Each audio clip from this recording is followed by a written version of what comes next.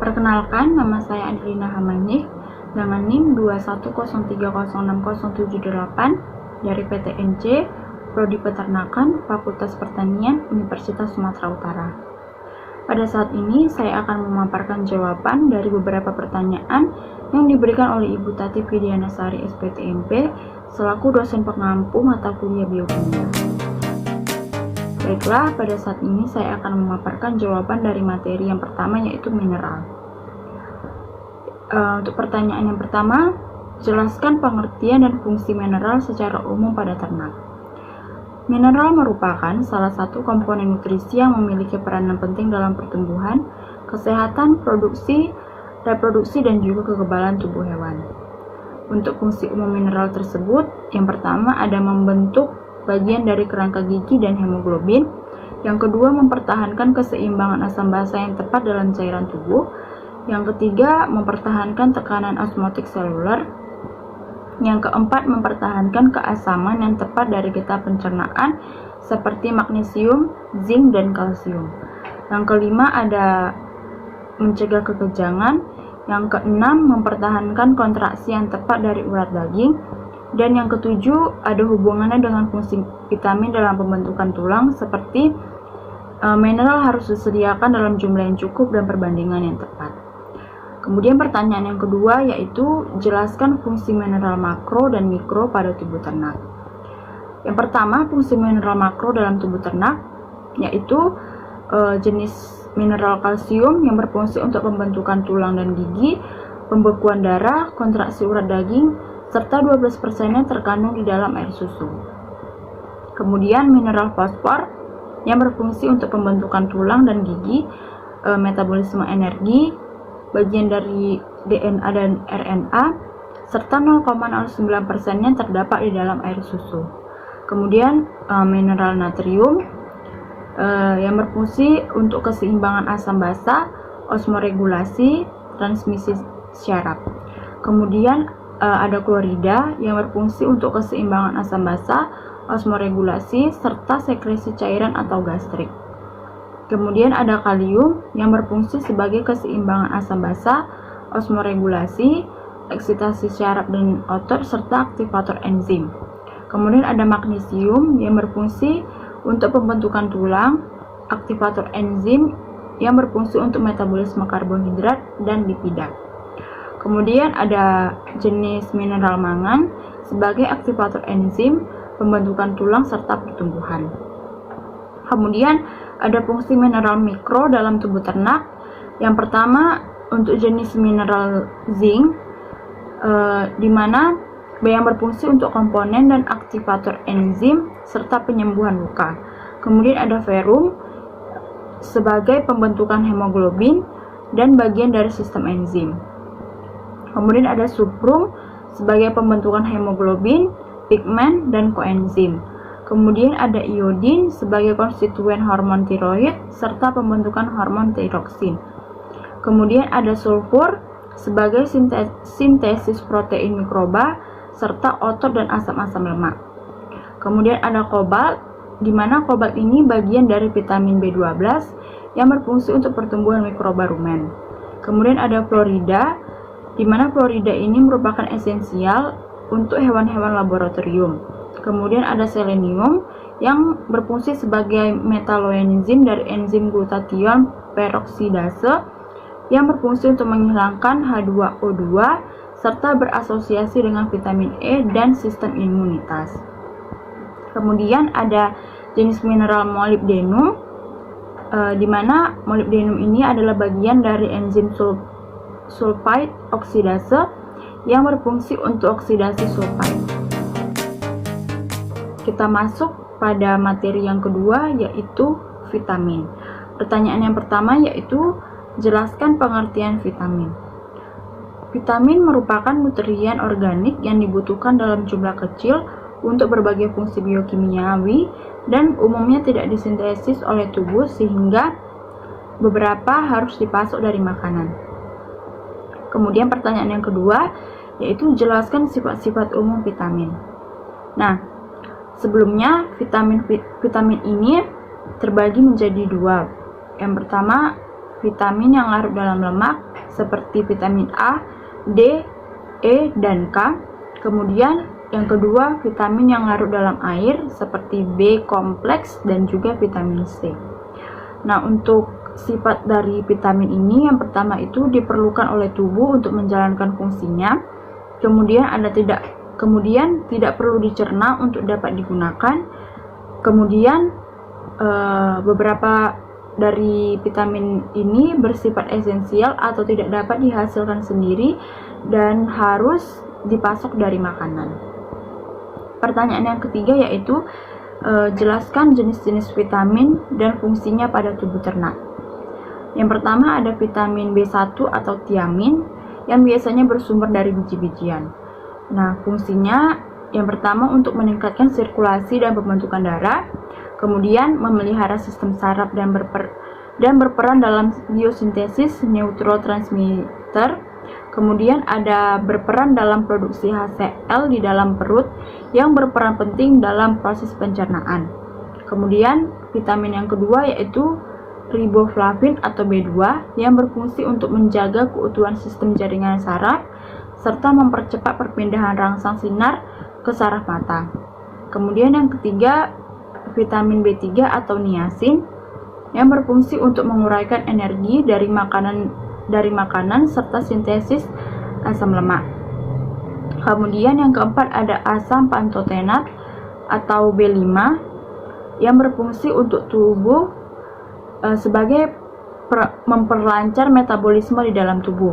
Selain itu, vitamin ini juga bisa memperlancar karbohidrat, protein, serta lemak di dalam tubuh. Kemudian yang kelima, ada vitamin B6 atau disebut pyridoxine. Vitamin ini memiliki fungsi untuk tubuh, diantaranya mampu membantu proses pencernaan protein, serta respirasi seluler. Kemudian ada vitamin B12 atau kobalamin yang sangat berguna dalam membantu pembentukan sel darah merah, pembelahan sel, dan juga sintesis asam. Kemudian yang ketujuh ada vitamin C yang berfungsi untuk menjaga daya tahan tubuh agar terhindar dari infeksi racun. Kemudian yang kedelapan ada vitamin D. Fungsi vitamin D ini yaitu membantu meningkatkan penyerapan kalsium dan fosfor bagi tulang dan gigi. Kemudian selanjutnya vitamin E atau yang biasanya juga disebut sebagai tocopherol yang memiliki peran yang sangat penting dalam proses reproduksi. Kemudian ada vitamin K yang biasa juga disebut dengan koagulasi. Vitamin ini memiliki fungsi sebagai pembeku darah. Baiklah, selanjutnya saya akan melakukan uji sederhana kandungan vitamin C pada buah dan juga hijauan, di mana sampel yang saya ambil yang pertama ada air perasan lemon, kemudian ada air perasan jeruk kasturi, kemudian ada sari buah tomat, kemudian ada larutan dari lamtoro, di mana lamtoro ini termasuk ke dalam hijauan jenis leguminosa.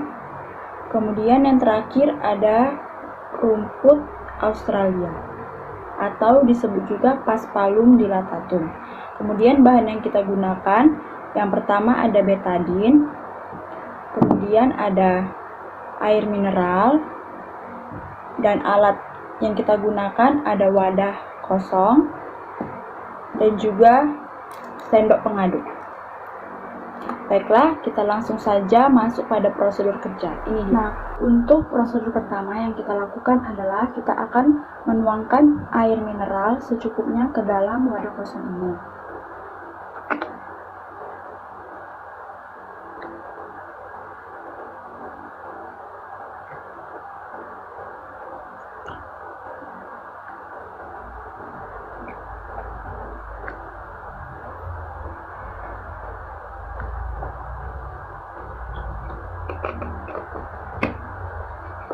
Setelah itu, yang kedua kita akan meneteskan betadine ke dalam masing-masing wadah sebanyak 10 tetes.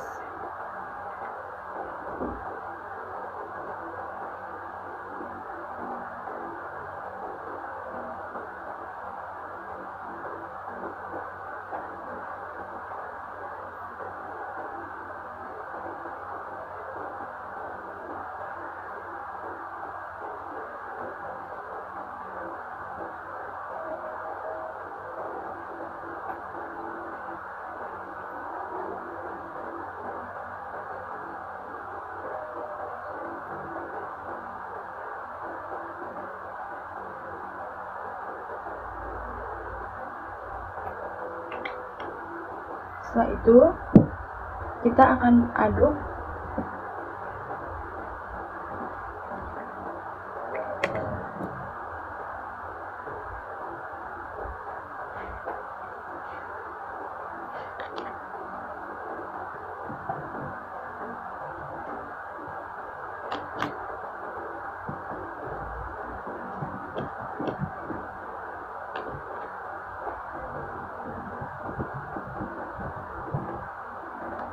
jika sudah tercampur rata. Selanjutnya kita akan menuangkan masing-masing sampel ke dalam wadah. Kita ambil sebanyak 5 sendok cup kecil.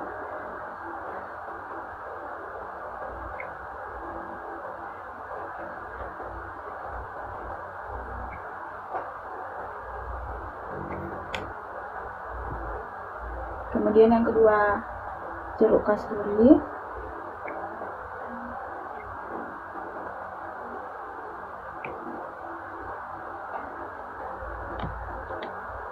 Kemudian tomat.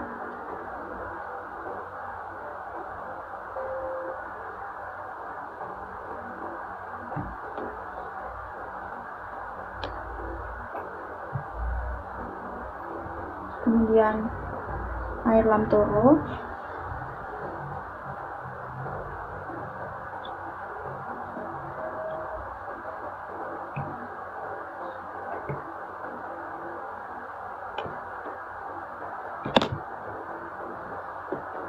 Dan yang terakhir, air rumput Australia.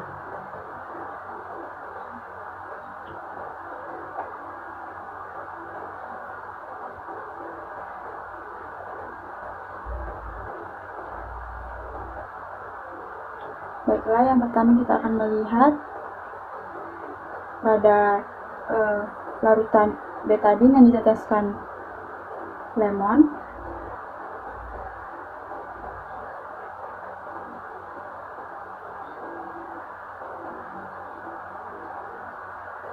Bisa kita lihat perubahan warna yang tadinya berwarna coklat pekat menjadi lebih jernih setelah diteteskan air lemon.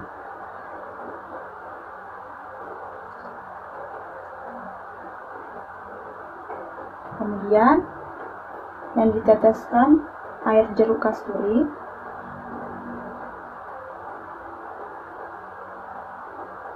Juga sama, menjadi lebih jernih dari sebelumnya yang berwarna pekat.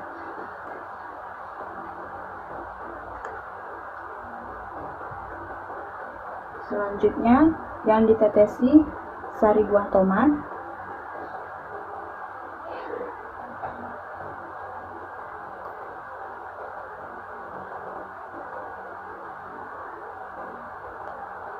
Menjadi lebih jernih juga.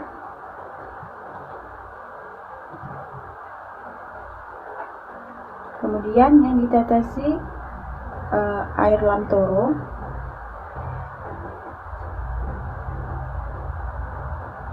Juga berubah warna menjadi lebih jernih ya.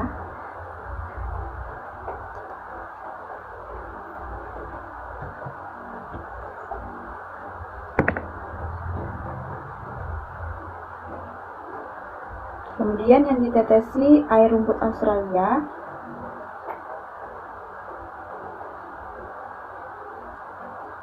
Dia juga mengalami perubahan warna menjadi sedikit lebih jernih dari sebelumnya yang berwarna coklat pekat.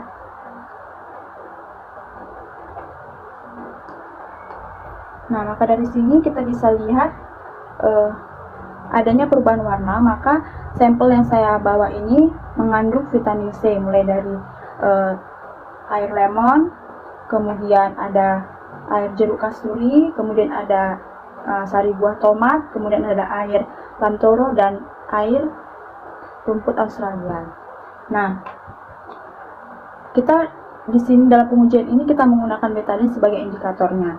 Jadi mengapa perubahan warna ini bisa terjadi? Perubahan warna ini bisa terjadi karena adanya reaksi antara asam askorbat dalam vitamin C yang terkandung dalam sampel dengan iodin yang menghilangkan warna dari iodin. Maka itulah sebabnya mengapa tadi air yang sebelumnya kita tetesi betadin itu berwarna coklat pekat menjadi lebih jernih seperti ini karena sampel ini mengandung vitamin C.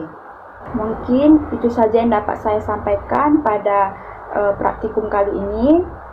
Untuk yang sudah menyaksikan, saya ucapkan terima kasih.